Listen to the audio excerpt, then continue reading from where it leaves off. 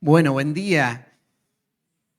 Vamos a abrir nuestras Biblias en Mateo 15 y vamos a seguir hoy estudiando este capítulo.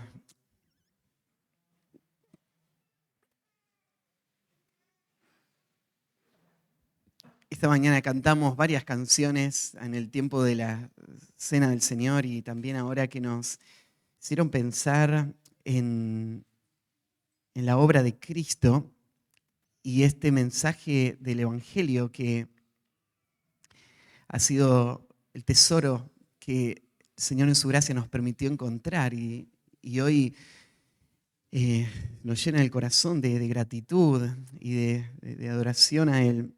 Y hoy es un día especial, estamos primer domingo de mes, recordando la obra de Cristo a través de los símbolos de la Cena del Señor. Y mientras estaba preparando este tiempo de enseñanza, pensaba en la gracia del Señor que sigue obrando también en nuestros corazones y en medio de personas que escuchan constantemente estas verdades, pero que es la gracia del Señor la que tiene que despertar sus corazones a la realidad de lo que estamos recordando, de lo que venimos a hablar. Y bueno, estoy orando que el Señor pueda usar el tiempo de enseñanza en esta mañana para hacer eso, para traer aún más luz a nuestros corazones, para entender de qué se trata el Evangelio. Cuando llegamos al capítulo 15 de Mateo, vemos que Mateo nos mostró en los capítulos que acaban de pasar que no hay ninguna duda de que Jesús es el Mesías prometido.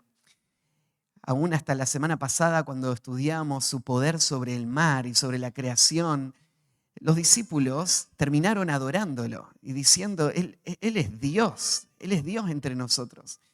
Las personas que vieron a Jesús hacer esos milagros y entregar, dar de comer a esa multitud y después sanar a todas esas personas, esa gente vio el poder y no podía negar, Jesús está mostrando las señales del Mesías.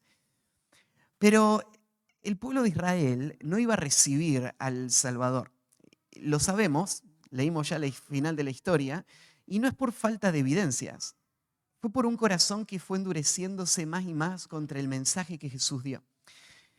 Y Mateo nos está llevando por este camino para mostrarnos, por un lado, la identidad de Cristo, Él es quien dijo ser, y por otro lado, la condición del corazón y el rechazo al Mesías, y cómo Dios va a obrar en medio de esa oposición para cumplir su plan de salvación, pero a la vez donde los que le rechazan van a ir endureciéndose cada vez más.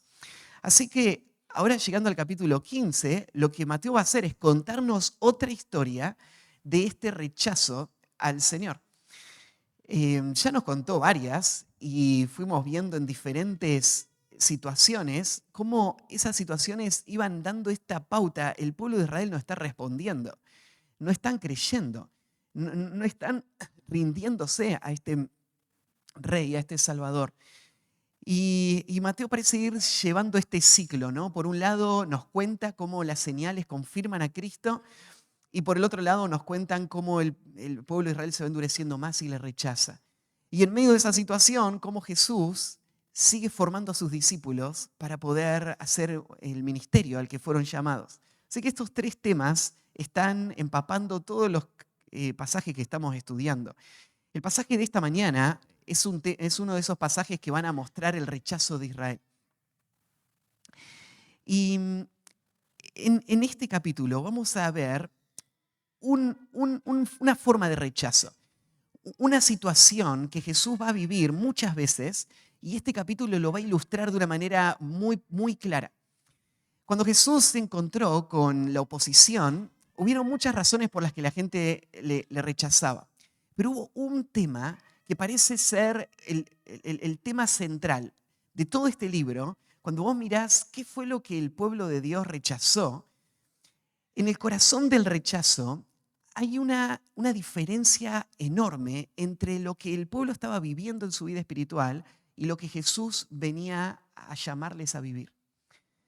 Podríamos verlo desde muchos puntos de vista. El pasaje de hoy nos va a mostrar cómo la tradición de los judíos se volvió en un tropiezo para que ellos no vean el mensaje del Evangelio. Y podríamos verlo de esta manera. Cuando Cristo llegó y empezó a predicar, el ambiente espiritual de Israel era el ambiente de una nación que se había acostumbrado a seguir ritos. Y ellos estaban cómodos con esos ritos. Los líderes religiosos habían adoptado un montón de prácticas que les hacían sentir espirituales. Les hacían pensar de ellos mismos que ellos tenían el favor de Dios porque cumplían con todas estas actividades religiosas. Entonces la religión judía en este momento se enfocaba en lo externo, se enfocaba en actividades, se enfocaba en lo que la gente veía y percibía, se enfocaba en reglas. Y cuando Cristo vino, Él mostró que la verdadera religión, o lo que Él venía a demandar del pueblo, no era solamente una serie de ritos, sino un cambio de corazón. Jesús lo que vino a establecer no fue una religión más con nuevos ritos. Jesús chocó con la religión de ese momento porque lo que Él vino a buscar es otra cosa. Es un corazón transformado y una vida que va a ser afectada por ese corazón transformado. Lo que Jesús está buscando no es solamente una apariencia externa, sino una realidad del corazón. Y esto es lo que va a chocar con el pueblo de ese momento. Porque para este momento, esta gente se siente segura. Y que Jesús les confronte y les muestre que están en peligro y que ellos no van a entrar en el reino a menos que haya una transformación del corazón, era algo inadmisible para ellos. Ellos se veían a ellos mismos como buenos religiosos. Y Jesús los va a desenmascarar.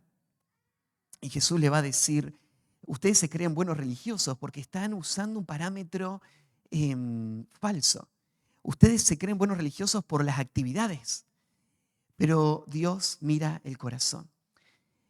Esta falsa religiosidad se había logrado mantener porque se había creado un ambiente de tradiciones.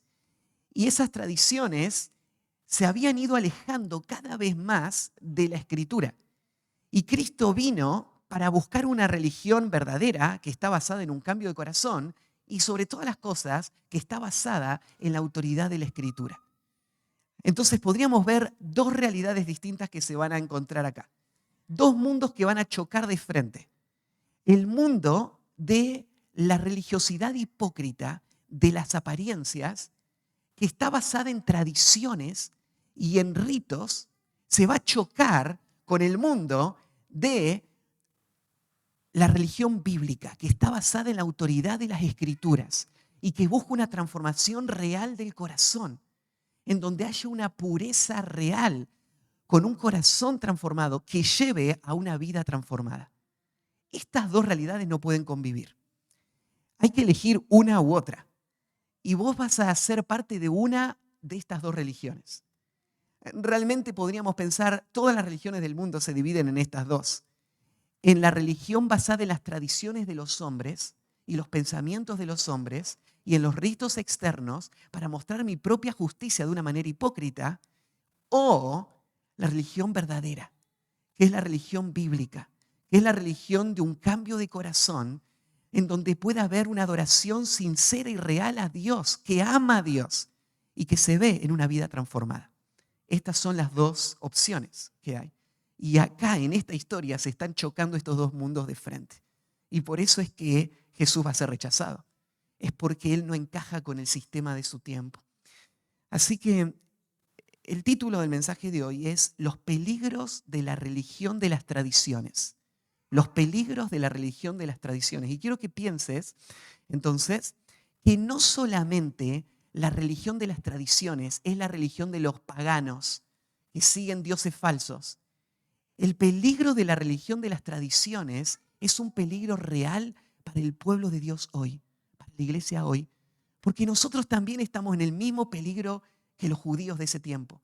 El peligro de acostumbrarnos a rutinas espirituales y a relacionar la vida espiritual con esas actividades, sin darnos cuenta que nuestro corazón está lejos de Dios. Y es una trampa mortal, porque me insensibiliza esa rutina. Y lo que Jesús va a hacer con este pasaje es mostrar cuál es la religión que Él vino a establecer. Así que vamos a evaluar nuestro corazón y vamos a ver en dónde nuestro corazón está siendo tentado a ir en la dirección en donde nuestros propios pensamientos son la autoridad y no la palabra, en donde la apariencia es más importante que el corazón. Así que vamos a leer el pasaje y entonces ver este tema. La verdad es que la próxima historia va desde el versículo 1 al 20, pero es muy larga y hay mucho para cubrir, así que hoy vamos a cubrir solo del 1 al 10. Pero vamos a leer toda la historia y después vamos a estudiar solo del 1 al 10. ¿Sí? Dice así el versículo 1. Entonces se acercaron a Jesús ciertos escribas y fariseos de Jerusalén, diciendo: ¿por qué tus discípulos quebrantan la tradición de los ancianos? Porque no se lavan las manos cuando comen pan. Respondiendo les dijo: ¿por qué también vosotros quebrantáis el mandamiento de Dios por vuestra tradición? Porque Dios mandó diciendo: honra a tu padre y a tu madre, y el que maldiga al padre y a la madre muere irremisiblemente. Pero vosotros decís: cualquiera que diga a su padre o a su madre, es mi ofrenda a Dios, todo lo que con que pueda ayudarte, ya no ha de honrar a su padre y a su madre. Así habéis invalidado el mandamiento de Dios por vuestra tradición. Hipócritas, bien profetizó de vosotros Isaías cuando dijo: este pueblo de labios me honra, mas su corazón está lejos de mí. Pues en vano me honran, enseñando como doctrina mandamientos de hombres. Y llamando a la multitud, les dijo: oíd y entended. No lo que entra en la boca contamina al hombre, mas lo que sale de la boca, esto contamina al hombre. Entonces, acercándose sus discípulos, le dijeron: ¿sabes que los fariseos se ofendieron cuando oyeron esta palabra? Pero respondiendo él les dijo: toda planta que no plantó mi Padre Celestial será desarraigada. Dejadlos. Son ciegos guías de ciegos. Y si el ciego guiare al ciego, ambos caerán en el hoyo. Respondiendo Pedro le dijo: explícanos esta parábola.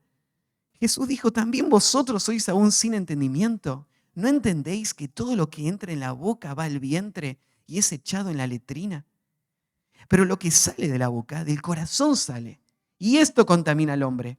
Porque del corazón salen los malos pensamientos, los homicidios, los adulterios, las fornicaciones, los hurtos, los falsos testimonios, las blasfemias. Estas cosas son las que contaminan al hombre. Pero el comer con las manos sin lavar no contamina al hombre.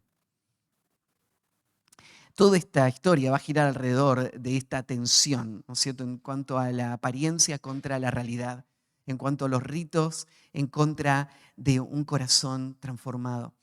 Pero en la primera parte vamos a enfocarnos en este tema de las tradiciones y las tradiciones humanas y cómo eso se puede volver un tropiezo para que no veamos la realidad del Evangelio. Así que los peligros de la religión de las tradiciones. El primer peligro es el peligro de asignar a las normas humanas autoridad divina. El peligro de las tradiciones, el primero, es el peligro de asignar a las normas humanas autoridad divina. Y arranca así, en el versículo 1. Entonces acercaron a Jesús ciertos escribas y fariseos de Jerusalén, diciendo. Ya conocemos a los escribas y fariseos para este punto en el libro. Y sabemos que para este momento ellos ya decidieron rechazar a Cristo. Ellos solo están buscando una forma de desacreditarlo y de frenar su influencia. Así que estos hombres se volvieron en la principal fuente de oposición a Jesús.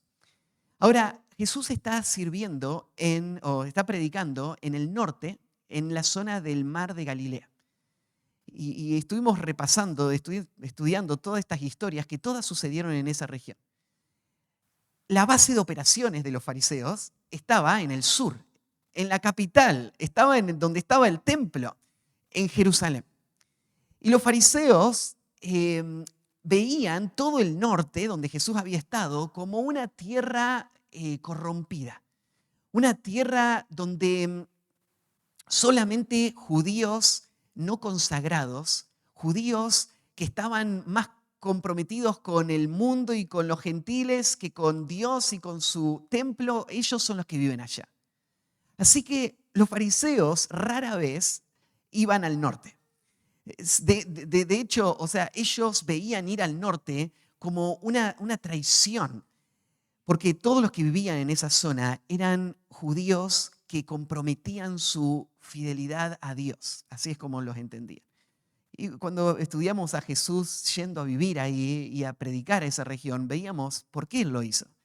No es porque Él no quiere vivir una vida piadosa, sino porque Él vino a buscar lo que se había perdido. Y ahí estaba la oscuridad, ahí estaban los que necesitaban del Evangelio, ¿no? Así que Jesús estaba allá. Y lo que nos narra este pasaje es que de repente va a venir una comitiva del sur. Tenés que pensar que esta gente viajó más de 130 kilómetros solo para tener esta conversación con el Señor. La fama de Jesús estaba llegando al sur y entonces se ve que se juntaron los fariseos y habrán pensado algo así como, hay que frenarlo de alguna manera. Y armaron una comitiva que vaya hasta allá para reprender a Jesús y que de alguna manera encuentren alguna excusa o alguna forma de desacreditar o frenar su influencia. Así que estos ciertos escribas y fariseos de Jerusalén vienen con este propósito. Y Mateo nos cuenta esta historia para que vos veas esa hostilidad creciente que va sucediendo, ¿no? Estos hombres que vienen de tan lejos solo para confrontar a Jesús. Y ni bien llegan, van a atacar a Jesús con una pregunta. Esta pregunta no tiene que ver con ellos queriendo entender o aprender, no le están preguntando a Jesús, lo están acusando, lo están juzgando, lo están condenando a Jesús. Claro, la pregunta no va directa hacia Jesús, es ¿por qué tus discípulos quebrantan la tradición de los ancianos? Pero eran sus discípulos. ¿Y por qué tus discípulos quebrantan la tradición? Es un cuestionamiento a Jesús mismo. Y no es esto, bueno, Jesús, explícanos, a ver, hay algo que no entendemos bien de lo que estás haciendo, sino que era, tus discípulos están quebrantando la tradición. Ellos son culpables y nosotros venimos a denunciarlos. La intención de ellos era mostrar inconsistencia en la vida de Jesús. Era mostrar, bueno, este hombre anda ahí por ahí predicando y haciendo todas estas señales, pero miren a sus discípulos cómo viven. Ellos están rompiendo la tradición de los ancianos. ¿Qué era esto de la tradición de los ancianos? La palabrita tradición tiene la idea de algo que es pasado de una generación a otra. Pero cuando ellos hablan de la tradición de los ancianos, tienen algo muy específico en mente. Los fariseos creían que cuando Moisés dio la ley, se escribió la letra de la ley. Pero que inmediatamente, en el tiempo de Moisés, los líderes de la nación, los ancianos, empezaron a interpretar la ley. Y la interpretación de la ley se la empezaron a pasar a las próximas generaciones de manera oral. Así que generación tras generación fue pasando cómo se tenía que entender la ley hasta que más o menos en el 200 antes de Cristo se escribió. Así que después de siglos, la tradición ahora pasa a estar en un documento que sirve como una especie de comentario para la ley. Y él explica cómo se tiene que entender. Además de ese comentario, un tiempo después se escribió un comentario del comentario. Y todo eso se agrupó en un escrito que se conocía como el Talmud. El Talmud era esta compilación de enseñanzas rabínicas, de maestros de la historia de Israel, que había llegado por tradición oral y que eran la regla para entender la ley. En la práctica, el Talmud se había vuelto en un documento con más autoridad que la ley misma, porque al fin y al cabo, este documento es el que nos dice cómo entender la ley. Así que este documento pasó a ser la nueva ley. la ley para Israel. Claro, en este documento lo que se intentaba hacer era ayudar a Israel a entender los principios de la ley y darle aplicaciones para que Israel no rompa esos principios, no rompa esas leyes. Pero claro, se generaron un montón de leyes que iban mucho más allá de lo que las leyes mismas decían. Entonces, las leyes del Talmud incluían 248 mandamientos y 365 prohibiciones, que no eran los mandamientos mismos de la ley, sino que eran mandamientos que se derivaban de aquellos mandamientos. Entonces, estas leyes se volvieron en un paquete que para los fariseos y los escribas eran la forma correcta de interpretar la ley. Justo en este pasaje, por ejemplo, ellos van a venir con una acusación a los discípulos de que ellos rompen la tradición, o sea, están rompiendo la ley de los ancianos, la están rompiendo por no lavarse las manos antes de comer.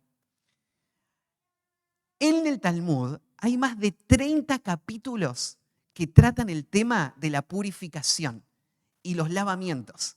O sea, había una obsesión con este tema, ¿sí? de los lavamientos. Si vos mirás la ley bíblica, no hay ningún mandamiento en cuanto a lavarse las manos antes de comer. Menos mal que no están los niños acá, ¿no es cierto? Porque si no, te lo recordarían cada vez. No hay ningún mandamiento de no hay que lavarse las manos, ¿no?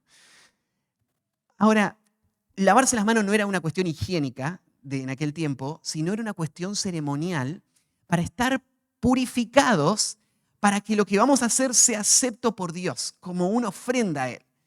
Entonces, no era una cuestión higiénica, sino una cuestión espiritual, era lavarse las manos. La forma en la que ellos se lavaban las manos se había vuelto en algo totalmente extremo y absurdo, ¿no es cierto? Que tenía que ver con sistemas en cuanto a la posición de las manos, a la frecuencia del lavado, las situaciones en las que se debían lavar, el proceso en el que se debían lavar. Era algo totalmente absurdo. ¿Y de dónde salía toda esta ley del lavamiento de manos? Salía del pasaje de Éxodo 30, 19 al 21, donde se da una ley para los sacerdotes. La ley dice esta, dice, y de ella, o sea, del lavacro, se lavarán Aarón y sus hijos las manos y los pies. Cuando entren en el tabernáculo de reunión, se lavarán con agua para que no mueran. Y cuando se acerquen al altar para ministrar, para quemar la ofrenda encendida para Jehová, se lavarán las manos y los pies para que no mueran. Y lo tendrá por estatuto perpetuo él y su descendencia por sus generaciones. Así que el mandamiento era que los sacerdotes, antes de entrar al tabernáculo, se iban a lavar las manos y los pies, porque si no Dios los iba a matar por no estar de una forma pura, limpia, ¿no es cierto?, físicamente. De ese versículo, ellos agarraron y llevaron este mandamiento ahora a todos los judíos, y no a la situación del tabernáculo, sino a su vida cotidiana y a toda clase de aspectos de su vida cotidiana, incluyendo también el comer. Entonces, lo que vos ves es que, mira, la intención de estos hombres no era mala. La intención de ellos fue esta: hay que cumplir la ley. No queremos fallarle a Dios.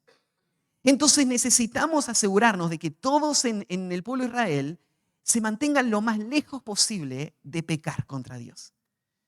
Ahora, no está mal querer cumplir la ley, pero te das cuenta de que irse a un extremo va a ser un problema. Es como esa mamá que ve a su bebé que tiene frío y le pone una manta. Está bien, ¿no? Él tiene frío, necesita abrigarlo. Pero de repente le pones 2 mantas, 10 mantas, 50 mantas. ¿Qué va a pasar eventualmente con ese niño? Va a morir sofocado, ¿no? Entonces, una buena intención no siempre va a terminar bien si lo que estoy haciendo no es correcto. Esta gente tuvo buena intención. Ellos pensaron, no tenemos que pecar. Pero esta buena intención les llevó a hacer algo incorrecto. Les llevó a crear sus propias reglas y después darle a esas reglas una autoridad divina. Ponerle a esas reglas una autoridad a la par o superior a la Biblia misma. Y lo que terminaron haciendo, ¿saben qué es? Sofocando a toda la nación de Israel bajo una pila de regulaciones que terminaron confundiéndoles en cuanto a las demandas de Dios para ellos.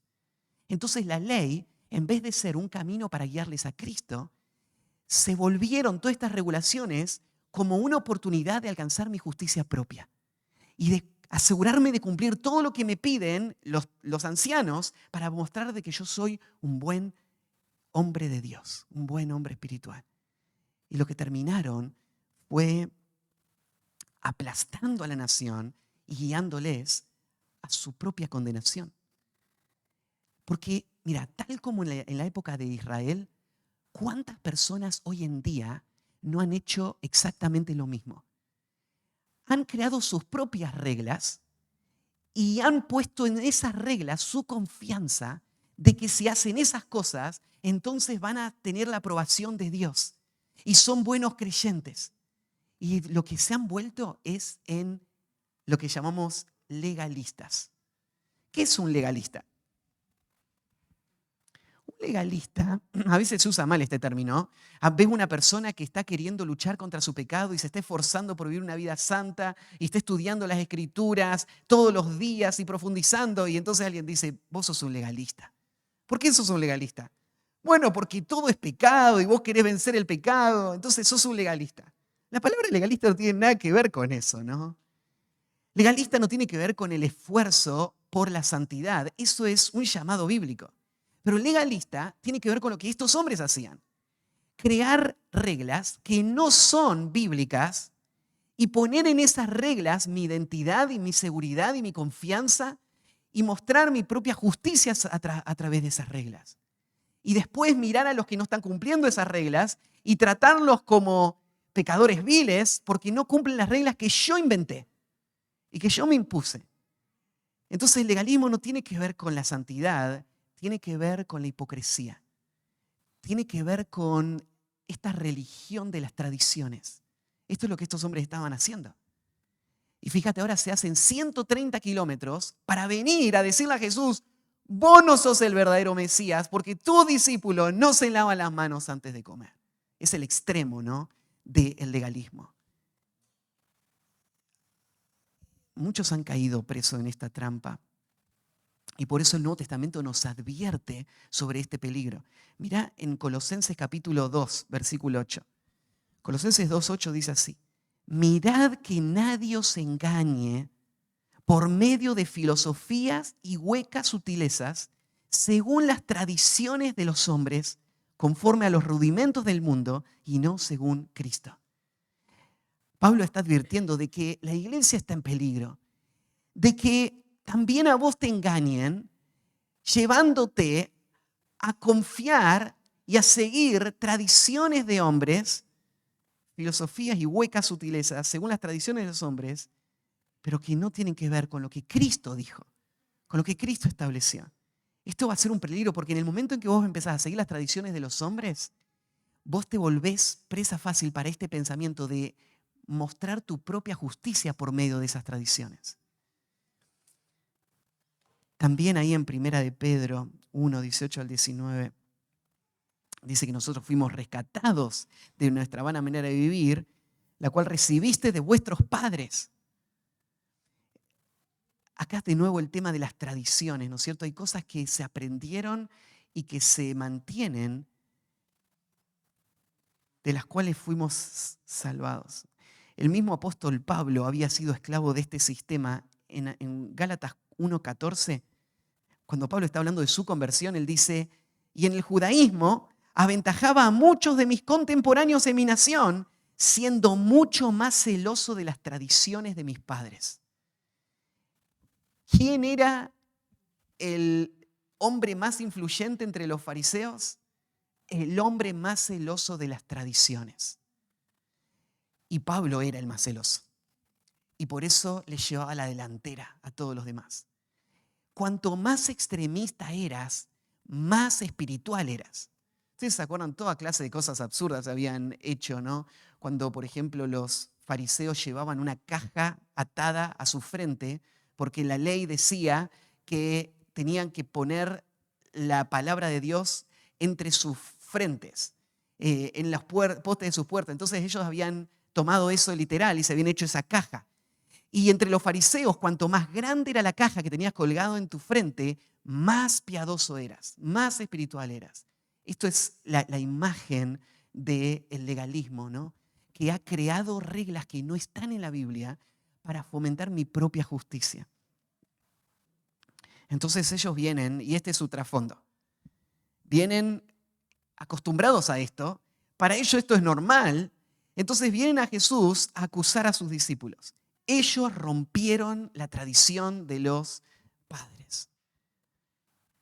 ¿Y por qué la rompieron? Acá viene la base, porque no se lavan las manos cuando comen pan. Ahí la expresión no se lavan las manos está dada en una forma de una actividad continua. Ellos no solamente transgredieron una vez, la transgreden a esta ley todo el tiempo, continuamente. Esa es la acusación. Cuando están comiendo pan.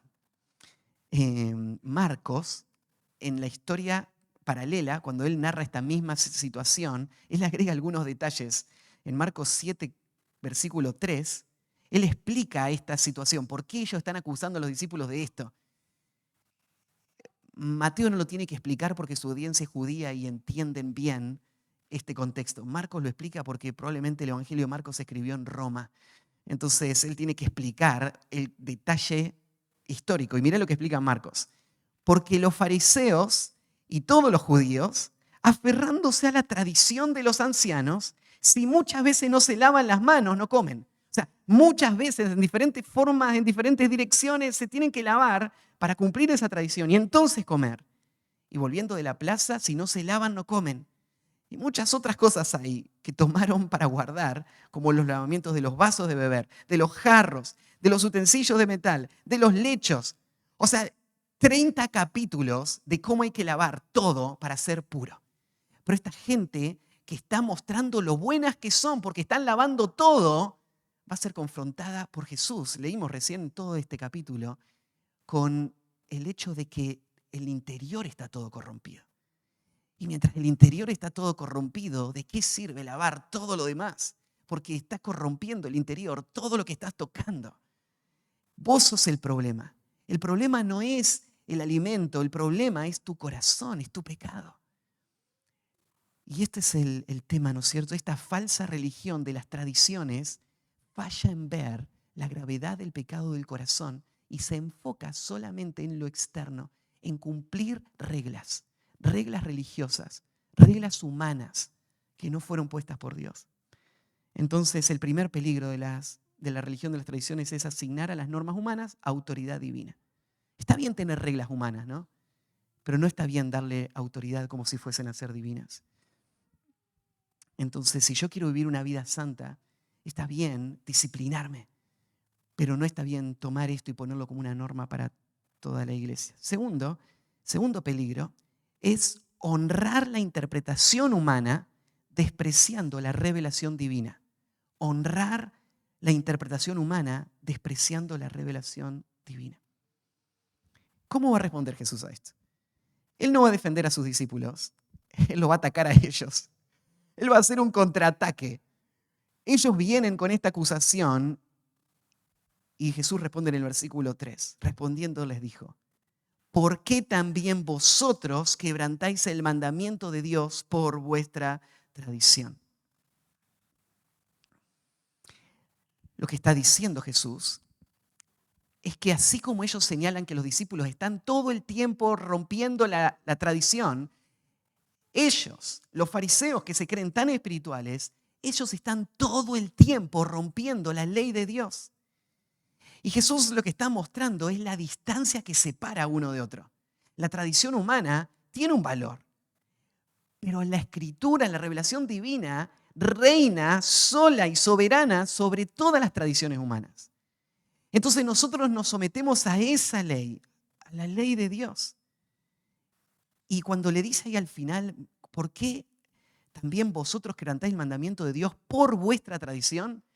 La idea de por vuestra tradición significa que la tradición se había vuelto en la piedra de tropiezo. Se había vuelto en la razón por la que ellos estaban pecando contra Dios.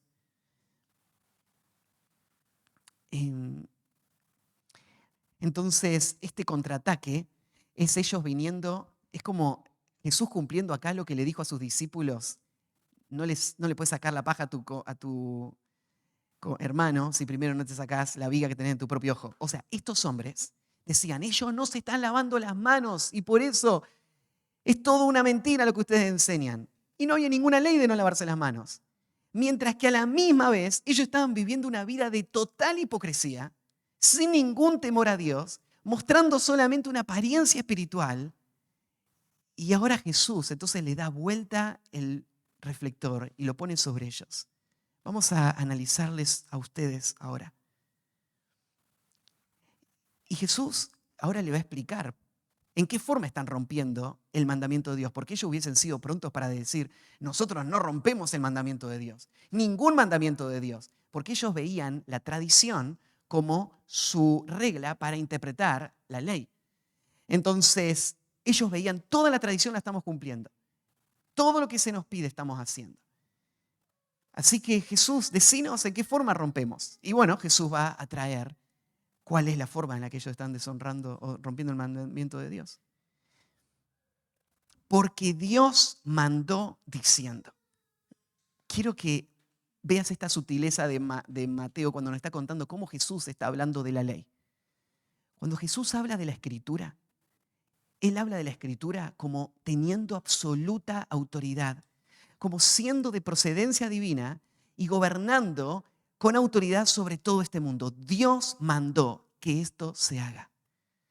Esto nos muestra la confianza que Jesús tenía en la palabra de Dios, en la Escritura, en esto que tenemos delante nuestro.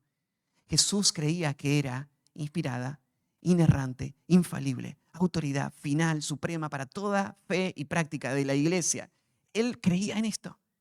Este es el equivalente a lo que Jesús decía ahí en Mateo 4 cuando Él dijo, escrito está. 3 veces a Satanás le responde con la misma palabra, escrito está, esto está escrito, permanece escrito. Esto no va a cambiar nunca, esto es Dios hablando. La tradición humana son ideas de hombres. La Escritura está por sobre todo. Entonces, porque Dios mandó diciendo, y ahora toma uno de los mandamientos para mostrar la hipocresía de estos hombres. Dios mandó diciendo, honra a tu padre y a tu madre. Dios dice, si queremos saber si estamos pecando o no, no tenemos que ir a la tradición, tenemos que ir a la ley. Es lo que dice Isaías 8:20, a la ley y al testimonio. Si no digieren conforme a esto, es porque no les ha amanecido. Una persona o una iglesia que se apoya en la tradición y rehúsa la autoridad de las Escrituras para que esa Escritura corrija su tradición y afirme sus pensamientos o los muestre falsos, a esa persona aún no le ha amanecido. El pueblo de Dios es conocido por su sujeción a la palabra de Dios, a la ley y a los profetas. Ahí es donde vamos. No vamos a la tradición. Las tradiciones son buenas. Todos tenemos tradiciones.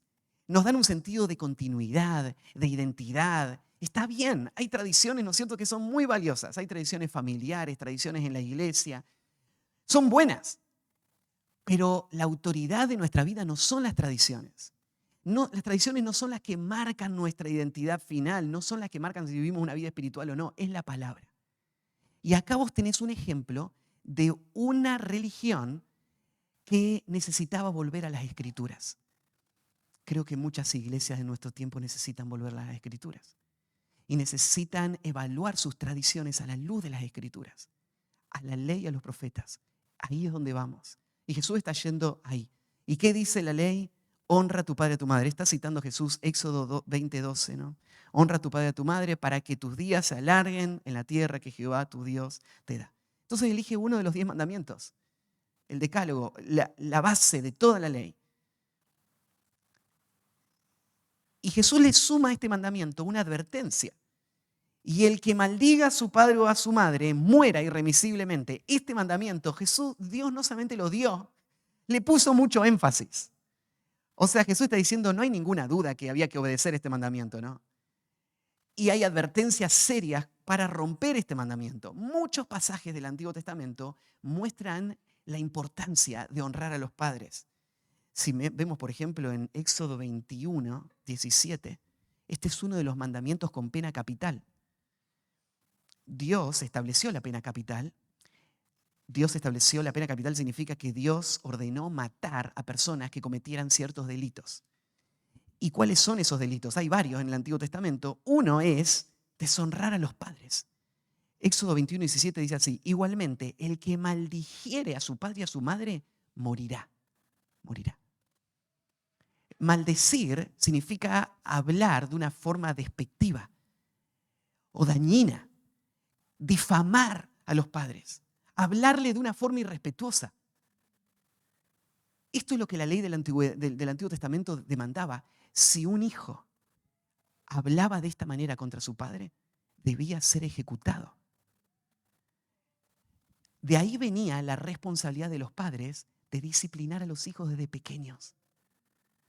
Porque si ese bebé no era corregido con su actitud hacia su papá cuando era un bebé, cuando empieza a poder hablar, lo que ese niño iba a hacer era empezar a maldecir a su padre. Y el papá lo iba a tener que agarrar y llevar al centro de la plaza y apedrearlo junto con todo el pueblo. Y por eso la Biblia dice que el que ama a su hijo lo corrige de temprano, porque no quiere que muera. El que aborrece a su hijo no lo corrige, porque lo deja ir hasta su propia perdición. Hoy no apedreamos a los hijos que blasfemian a los padres, pero todas las advertencias contra la necedad y las consecuencias eternas de la rebeldía siguen estando ahí. Entonces era algo muy grave deshonrar a los padres. Mirá también Deuteronomio 27, 16. Dice: maldito el que deshonrara a su padre y a su madre. Y dirá todo el pueblo: amén. La maldición de Dios está sobre ellos.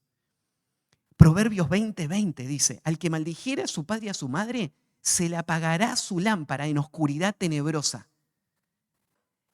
Es como venir en el medio del bosque con lobos aullando atrás y con tu lamparita en medio de toda esa escena y de repente que te quedes sin aceite y se te apaga.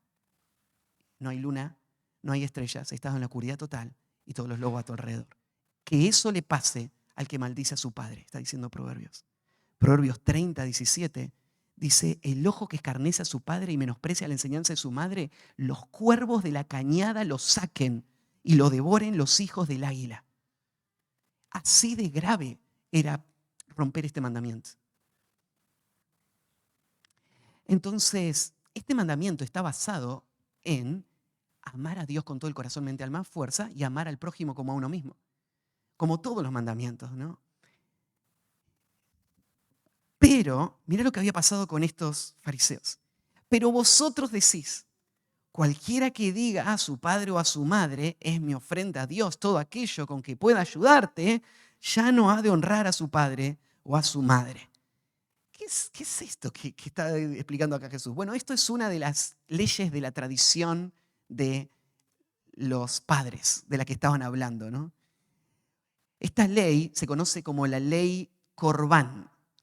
Y lo que decía esta ley es que cuando una persona quería consagrarse a Dios o consagrar sus cosas a Dios, podía hacer un voto, una promesa, y decirle: Dios, todas mis cosas son para ti, van a ser para un uso exclusivo para ti. Ahora, aunque claro, todas mis cosas son para Dios, yo sigo usándolas porque son parte de lo que Dios me dio, ¿no? Es vivir mi vida y cuidar a mi familia. Así que todas estas cosas son para Dios, pero yo todavía las estoy usando. Ahora, imagínate esta escena. Vos tenés ahí una edad media, estás con tu familia y tenés tus hijos ahí y tus padres son ancianos. Y un día vienen tus padres y te dicen: mira, estamos en una situación muy difícil. No podemos trabajar, nuestra situación de salud se ha deteriorado, necesitamos que nos ayudes. Se esperaba, ¿no es cierto?, que los hijos honren a sus padres de esta manera práctica, cuidando de ellos en la vejez y con todas sus necesidades. Ahora, este hombre pensaba: voy a quedarme sin nada. Imagínate cuántos años falta para que se mueran. iba a tener que alimentarlos, mantenerlos. Así que su corazón empieza en la avaricia, ¿no es cierto?, a tomar todo y ve cuidar a sus padres no como un privilegio, sino que lo ve como una carga, como algo que le va a quitar sus bienes, o su tiempo, su esfuerzo. Así que encontraron una solución, estos hombres, una solución muy inteligente. Ellos dijeron, vamos a consagrar todas nuestras cosas a Dios. Entonces, cuando el papá le decía, mira, necesitamos que nos ayudes porque no tenemos que comer, él le decía, uy, me encantaría hacerlo, papi, pero no puedo porque todas mis cosas son de Dios. Así que están todas reservadas para la oración. Yo ya hice un voto, son todas para Dios. Así que yo las puedo usar, pero no te las puedo dar a vos. Qué conveniente para un hombre que no quiere cumplir su llamado de honrar a sus padres. Qué conveniente para él, ¿no? ¿Y estos hombres estaban rompiendo la tradición de los padres? No, no estaban rompiendo la tradición de los padres. La tradición de los padres decía que se podía de un acto de consagración ofrecer todo a Dios. ¿Pero qué decía la ley? La ley decía no solo una regulación como ofrecer todas tus cosas a Dios. La ley decía honra a tu padre. Honrar a tu padre significa una actitud hacia él. Implica tenerlo en alta estima.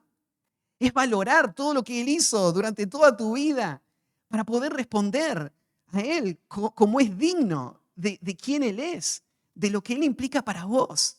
Y la honra iba a llevar, claro, al cuidado, a la obediencia. Iba a llevar, ¿no es cierto?, a que no maldiga a mi padre. Todo eso iba a venir, pero la clave, el corazón de la ley es honra a los padres. Entonces, acá hay un ejemplo muy claro, ¿no? En donde una ley humana había llevado a que el pueblo de Dios tropiece con un mandamiento divino. La Escritura decía, honra a tus padres. Y la ley humana decía, no hace falta, porque yo consagré todo a Dios. Y se volvió una excusa para proteger el corazón de la avaricia.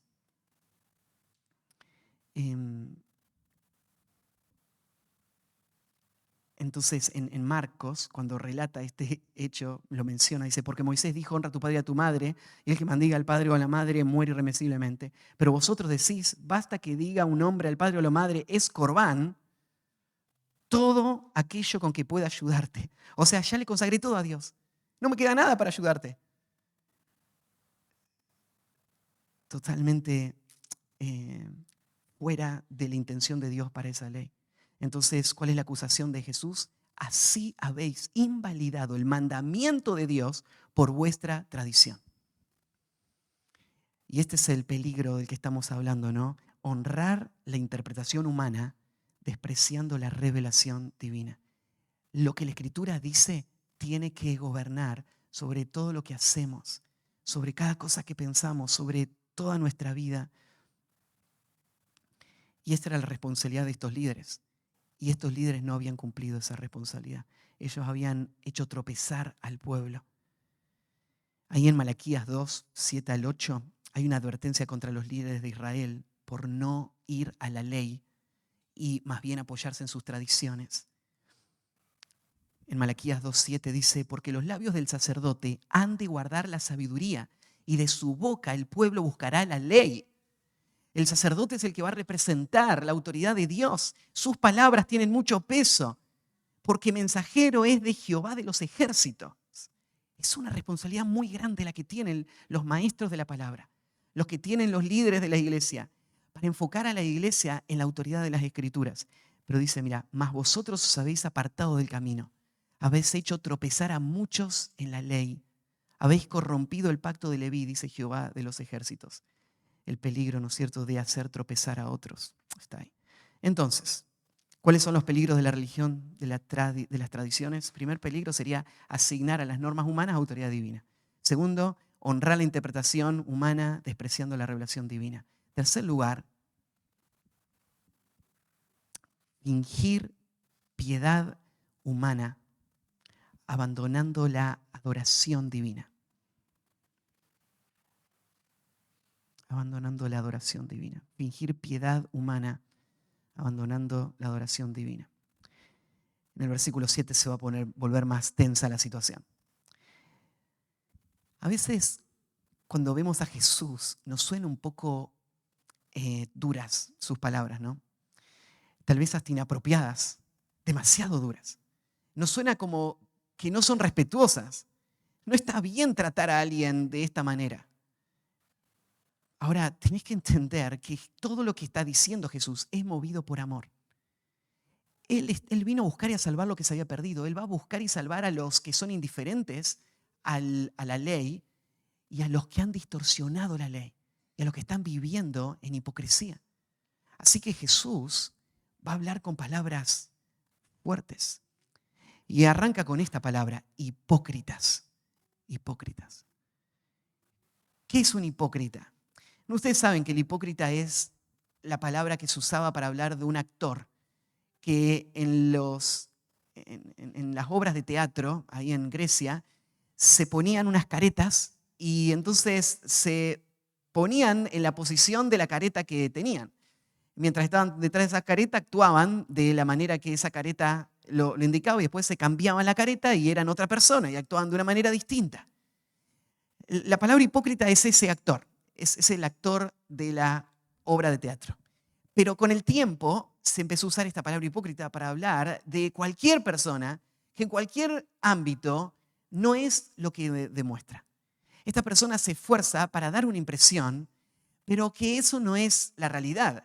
Está solo fingiendo, está solo acomodando sus palabras, sus tonos y su comportamiento para que vos creas que él es cierto personaje, pero no es esa persona, es otra cosa. Y estos eran los fariseos. Jesús muchísimas veces acusó a los fariseos de hipocresía. Es más, hay un historiador que dice si uno podría haber tomado toda la hipocresía del mundo entero y la hubiese categorizado, el 80% de la hipocresía del mundo entero estaba en Jerusalén.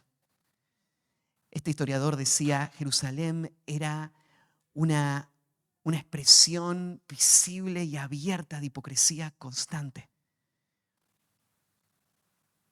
Capaz que tendríamos que pensar dónde estarían los hipócritas de nuestro tiempo.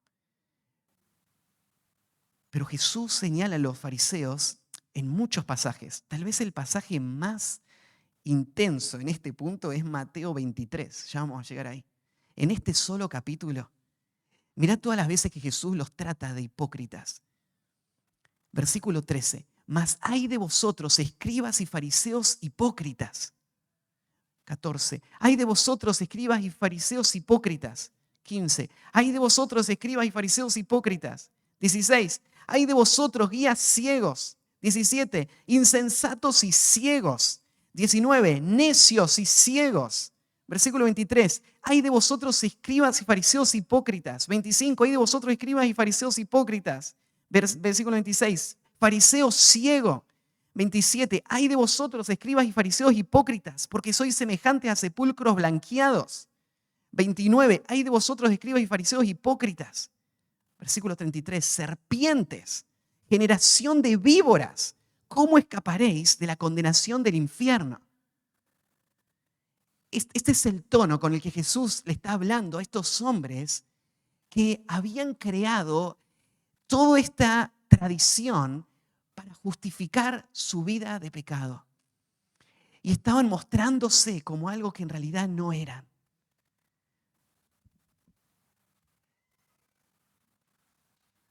Ahí el versículo que sigue, Jesús va a citar un pasaje de Isaías.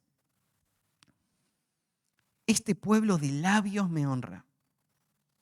Perdón, el versículo 7 primero, de hipócritas, bien profetizó de vosotros Isaías cuando dijo, y acá está citando una profecía, como un paréntesis. Cuando Jesús dice que Isaías profetizó de ellos, no está queriendo decir que Isaías, cuando escribió esto, sabía que Jesús iba a hablar con un grupo de hombres que eran hipócritas y se lo escribió directamente a ellos en esa generación.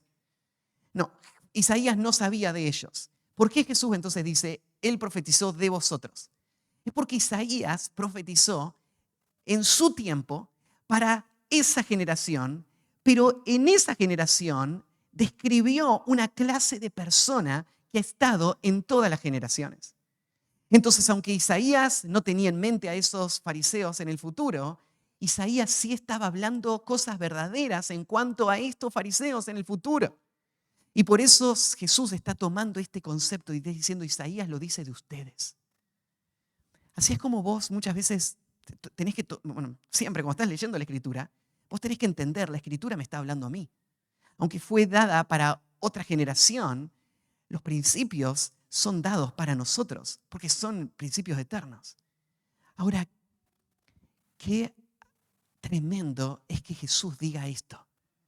Estas palabras que dijo Isaías son para vos. Te describen a vos. Profetizó de vos. Vos sos de este grupo. Creo que todos nosotros tenemos que examinarnos esta mañana para ver si Isaías estuvo hablando de nosotros también cuando él dijo esto. Jesús está señalando a los fariseos y le dice, él habló de ustedes. ¿Y qué es lo que dijo Isaías?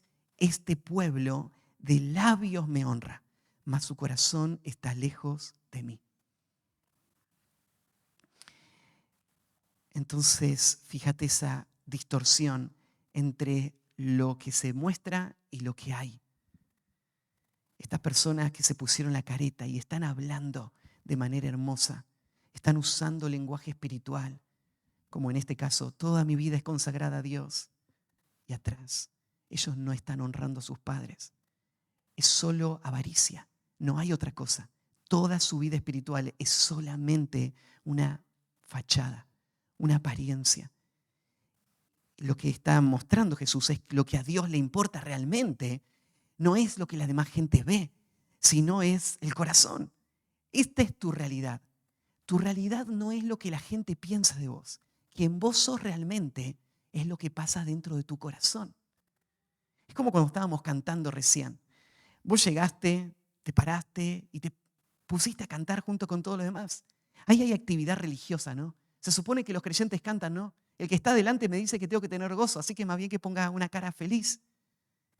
Y claro que tenés que tener gozo, pero en forma de una careta que está cumpliendo con un rito frente a personas a que querés impresionar, o porque fluye de un corazón lleno, de un corazón que está mirando a Dios en su hermosura, en la santidad de la hermosura de Dios, que está pensando en su propia salvación y que entonces está explotando su corazón de gratitud. Está explotando su corazón de una intención real de honrar a Dios. No es solamente una herramienta para mis intereses. No es fachada, es realidad. ¿Dónde está el corazón? Es la pregunta. No es dónde está mi cuerpo, no es dónde está mi cara, no es dónde están mis actividades. ¿Dónde está mi corazón? Eso es lo que Dios ve. Lo que Dios busca entonces es un corazón inclinado hacia Él. ¿Viste la expresión? Su corazón está lejos de mí. Su corazón no está cerca, no está hacia mí, no está buscándome a mí, no está involucrado conmigo. Lo que Jesús está buscando son corazones. Isaías 29:13, que es el pasaje que está citando Jesús, dice pues el Señor, porque este pueblo se acerca a mí con su boca y con sus labios me honra, pero su corazón está lejos de mí y su temor de mí no es más que un mandamiento de hombres que le ha sido enseñado. Esa es la tragedia de las tradiciones, ¿no? Uno aprendió, se le enseñó a cómo hacer la actividad espiritual. Y entonces lo que haces es cumplirla, es mantenerla. Vos aprendiste, pero es solamente lo que hombres te enseñaron a hacer. Tu corazón no está con el Señor, no está inclinado a Él. No hay reverencia, no hay amor, no hay adoración, no hay deseo por el Señor. Totalmente muerto. Y esto era una radiografía verdadera de los fariseos. Y me pregunto si esto también describe a algunos de los que me están escuchando. Aprendimos, lo hacemos, entendemos que esto es lo que hacen las personas que buscan a Dios, pero el corazón no está ahí. Ezequiel 33, versículo 31.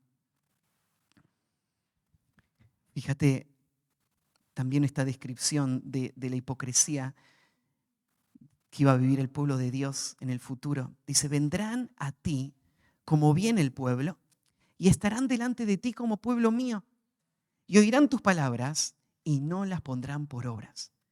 Esto es lo que le está diciendo a Ezequiel. Vos vas a ser un predicador. Vos te vas a preparar y vas a anunciar la palabra de Dios. Pero quiero que sepas lo que va a haber del otro lado. Que no te engañen. Van a poner cara linda.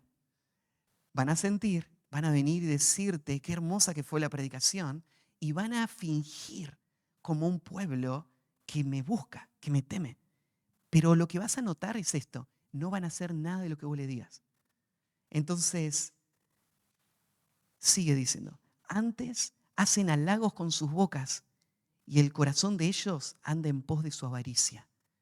En realidad su corazón está entregado a otras cosas, a las cosas de este mundo, a los deseos de la carne. Y aquí que tú eres a ellos como cantor de amores, hermoso de voz y que canta bien. O sea, te van a ir a escuchar como una persona va al teatro o al cine. Van para una función. Van solamente para un espectáculo. Pero su corazón no está ahí. Ellos distinguen ese momento de la realidad. Esto es solo ficción, esto es solo actuación, es solo la película. Pero después volvemos a la vida real. Y así van a pensar de la predicación. Y oirán tus palabras, pero no las pondrán por obra. El corazón no está ahí y se muestra en que no están obedeciendo. Entonces, versículo 9, volviendo ahí a Mateo 15, Jesús dice, pues en vano me honran. Es inútil, sin razón, sin sentido, sin valor. No sirve de nada. Es hueco. Como es vano, vos tenés que entender que no sirve de nada eso. Ahora, lo que te estoy animando no es a decir, bueno, como soy un hipócrita, entonces me voy al mundo y listo, ¿no? Y soy ya lo que mi corazón dicta. Bueno, sería mejor que estar viviendo una vida de hipocresía. Porque estando en el mundo, por lo menos, vos sabrías que estás perdido y las personas a tu alrededor sabrían que estás perdido y te buscarían. Pero no es mejor en el sentido que vas a estar perdido y todavía rumbo al infierno. Lo que te estoy diciendo no es para que te vayas a vivir la vida que el pecado te está llamando a vivir. Es para que entiendas que el llamado de Cristo a seguirlo a Él es el llamado no de las cosas externas, sino de las cosas internas. Es el llamado a tu corazón a rendirse a Él. Es el llamado a que tu corazón lo ame, lo busque, lo desee. ¿Cómo puede el corazón buscar, amar y desear? Es solo la gracia de Dios. Es solo el poder de Dios. Solo en el contexto de la predicación de la palabra y tu disposición a escuchar la palabra y a creerla. Entonces no sigas las mímicas solamente. No sigas solo las tradiciones. Las tradiciones te van a llevar al infierno. No sirven de nada las tradiciones. Es vano, totalmente hueco. Lo que Cristo está buscando es el corazón.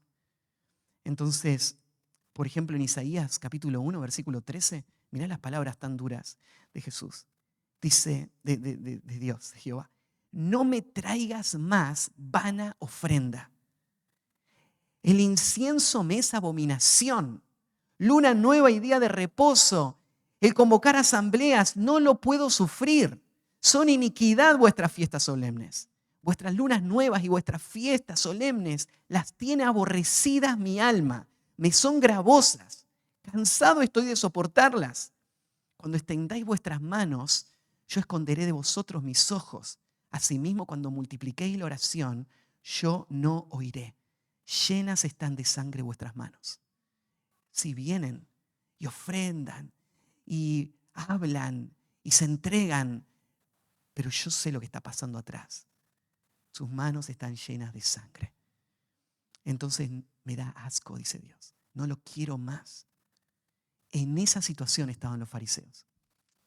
Venían, ¿no es cierto?, como superiores a mostrar que no se habían lavado las manos los discípulos.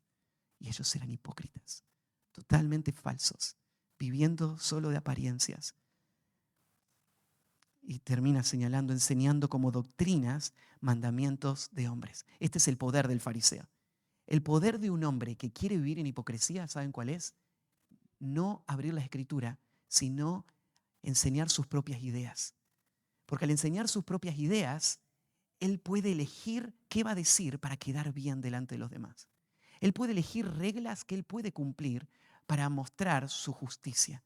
Pero si este hombre se sujeta a las Escrituras lo van a exponer. Van a mostrar su pecado, van a mostrar su hipocresía. Esto es lo que necesitamos. La ley, la palabra de Dios. Y esto es lo que las tradiciones habían abandonado. Una iglesia sin palabra de Dios está totalmente a la merced de los peligros de las tradiciones. Eso es todo lo que va a haber. Inevitablemente, es solo la palabra de Dios la que puede rescatar a una persona, un alma, de estos peligros. Entonces, para terminar, ¿qué podemos sacar de toda esta historia para nuestro tiempo? Bueno, primero, tenemos que tener cuidado de no darle autoridad divina a nuestras propias reglas e interpretaciones. O sea, todos nosotros tenemos que interpretar la Escritura y tenemos que vivir de acuerdo a lo que entendemos de las Escrituras, pero tenemos que distinguir, tenemos que poder separar. Esto es lo que dice la Biblia y esto es mi interpretación de la Biblia. Estas dos cosas tenemos que separarlas, porque si las confundimos, van a volvernos en fariseos hipócritas legalistas, si no hacemos una distinción clara. Pienso que un ejemplo que podrían tener sería, hay varias familias de nuestra iglesia que han elegido enseñar a sus hijos en casa. ¿Sí? Y la escuela en casa, para muchas de estas familias, nace por una convicción de pensar, hay una responsabilidad que tenemos como padres de guiar y de instruir a nuestros hijos. Hay un peligro que vemos en la sociedad de un adoctrinamiento voraz en muchas áreas y queremos proteger y queremos instruir y queremos formar a nuestros hijos. ¿Está bien? Claro que está bien. Ahora, ¿dónde estaría el peligro? ¿Dónde nos volvemos fariseos hipócritas? Es creer que porque hago homeschool estoy siendo un padre fiel. Ser un padre fiel es obedecer lo que la Biblia dice, criar a nuestros hijos en disciplina y amonestación del Señor. Si yo hago que hacer homeschool sea ser un padre fiel, yo puedo hacer homeschool y no estar criando a mis hijos en disciplina y amonestación del Señor. Y escondiendo atrás de este mandamiento humano mi negligencia y mi pecado en la crianza de mis hijos en 1000 otras formas. No, hacer homeschool no te hace un padre fiel. Y no hacer homeschool tampoco te hace un padre infiel. Ahora, ¿es bueno hacer homeschool? Sí. ¿Hay una interpretación de principios bíblicos que te llevan hacia esa dirección? Sí. Pero tenemos que tener cuidado de no caer en este peligro. Hay una trampa acá. Sería esta trampa, ¿no es cierto?, de darle autoridad divina a nuestras propias reglas. Y lo podemos hacer en eso y en 1000 otras formas. Ustedes pueden pensar las demás aplicaciones, ¿sí? Tenemos que tener cuidado también con construir una religiosidad externa que no se enfoca en la santidad interna. Tenemos que tener cuidado de no permitir, de no buscar una religiosidad externa y que no nos enfoquemos en la santidad interna. Entonces, ahora mismo vos estás en una actividad religiosa, estás sentado ahí escuchando. Y bueno, es algo bueno, siempre y cuando tu corazón esté acá, siempre y cuando tu mente esté acá, siempre y cuando tu intención es escuchar y responder a la Escritura y obedecer todo lo que estás escuchando. Si no es así, entonces estás en esa trampa. Vos sos de quien habló Isaías. La hipocresía del corazón está ahí. Y el peligro es mortal. Es catastrófico. No te dejes engañar. Las tradiciones de los hombres y la religión bíblica están en oposición. No van de la mano. Entonces vos tenés que elegir la religión bíblica, la que la Escritura gobierna y donde nos sometemos a la Escritura. ¿Sí? Entonces tenemos que permitir, sería otra aplicación, que las Escrituras dirijan todo lo que hacemos. Y siempre ir de nuevo a esta pregunta, ¿qué dice la Biblia sobre esto? Y estar dispuesto a que la Biblia cambie nuestras tradiciones, cambie nuestras costumbres, cambie nuestras formas y nuestros métodos. Y tenemos que tener humildad en separar entonces lo que la Biblia dice y nuestra interpretación y aplicación de ellas. Al final, lo que Dios busca son adoradores, que le adoren en espíritu y en verdad. Dios lo que busca es la realidad interna del corazón. Es eso lo que vos estás buscando. Eso es lo que Dios te está ofreciendo. Eso es a lo que Cristo te está llamando. Venir a su reino. Un reino de justicia real. Oramos para terminar. Padre, tu palabra nos expuso esta mañana una vez más y escarbó en nuestro corazón y como un bisturí abrió las coyunturas, los tuétanos, discierne los pensamientos e intenciones. Y tú sabes lo que pasa en el corazón. Tú sabes, Señor, cómo vivimos nuestra vida espiritual. Señor, guárdanos de la hipocresía.